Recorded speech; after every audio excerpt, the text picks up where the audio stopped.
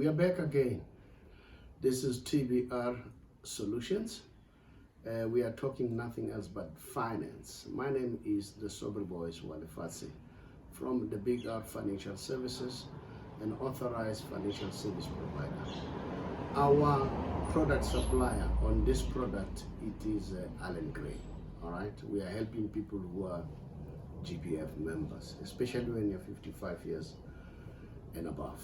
All right, like I said, that the next video will talk about the medical aid, because as I talk to a number of government employees, they always tell them about medical aid, of which it's a very valid point, because people need medical aid. People are sick, and then being sick as they are, so they need to know that when they are sick, they can be able to rush to the nearest hospital where it's conducive, and then get a very good care.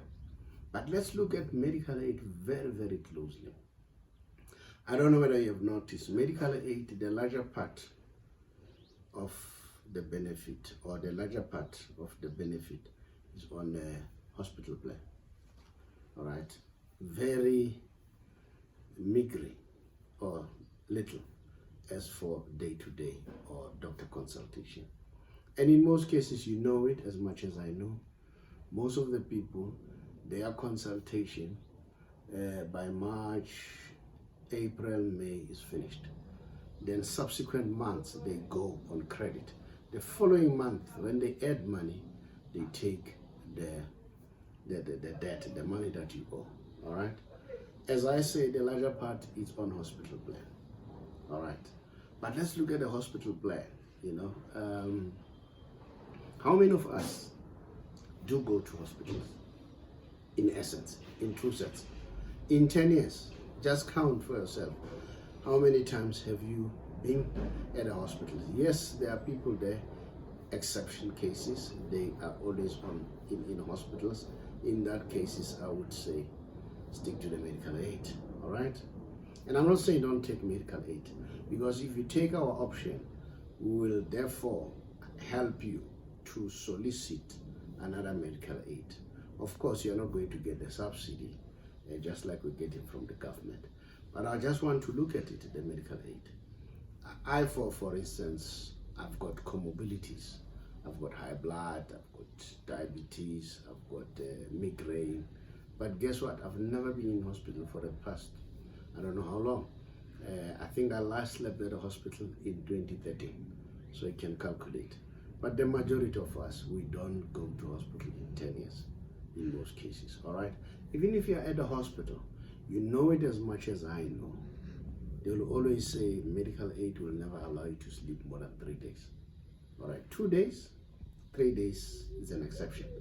If it's more than 3 days, there must be some medical explanation why you have to be there. All right, now let's look at the numbers. I had a principal down here in Tembisa who said to me he had a medical aid. He was paying about 12,000 a month. That was his contribution, apart from the contribution from the government.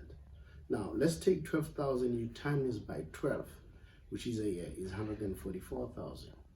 Then you times that 144 by 10, as I was giving an explanation of 10 years, it's 1.4 million. All right?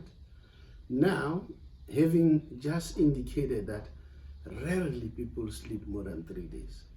So if I have contributed 1.4 million and I can't even sleep more than 3 days or 2 days, what happened to the rest? You know, I said this to one of the education meeting of the principals, and then as I was explaining to this, the district director, they said, gee, you know what, you've just made me aware of something. I've been paying for 30 years. I've never gone to the hospital.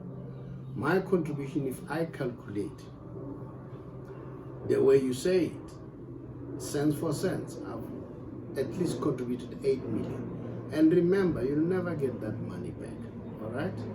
So us will help you if you want to go with us and show you how can you benefit more. Remember the first video I said, you're in control.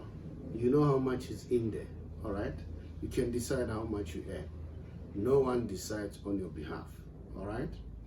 Now, we will therefore contact some of the role players or stakeholders that we work with in the medical industry, medical aid industry, to give you quotation so that you make a proper decision how much you want, okay? The other way of doing it, you can go for hospital plan as compared to the full medical aid. But that's your choice, because hospital plan is not so expensive, all right? But if you want medical aid, we'll give you those options. You know, there was a lady that I assisted, I think in Velcom, and she was contributing 2,200, and the employer was also contributing 2,200. So all in all, it was 4,400. And then her chronic was 600 rand. And then having done those maths, that the chronic is 600 rand, I asked her, when did you last sleep at the hospital? Same thing. She has never slept in the hospital for a very, very long time. Then I said, okay, if I get another medical aid, of which we managed to get the medical aid that wanted about 900 rand a month, plus 600 rand of the chronic medication, it was 1,500. All in all, we saved this lady plus minus 700 rand, of which it can make a difference to your life. But all in all, I'm not saying the medical aid that we're talking about are better than others. Before you can make a decision, make a thorough comparison and analyze all this. Then when you make a decision is informed. You find a person is under barrage, is under siege at work, they are fighting, and then he wants to leave, he can't leave, he's holding on that I am waiting for pension so that I can have medical aid for life. You're holding on something that probably you know what, it's non-existent, because in terms of your sickness, the more you are being stressed, the more you get sick, multiple sickness, and then so that can create more problems for you. Now, if you want to know more and then you want us to consult with you, no problem, just drop us a WhatsApp on 067 915 1447, or you look at our banner at the end of the show. It's 067 915 1447. I thank you.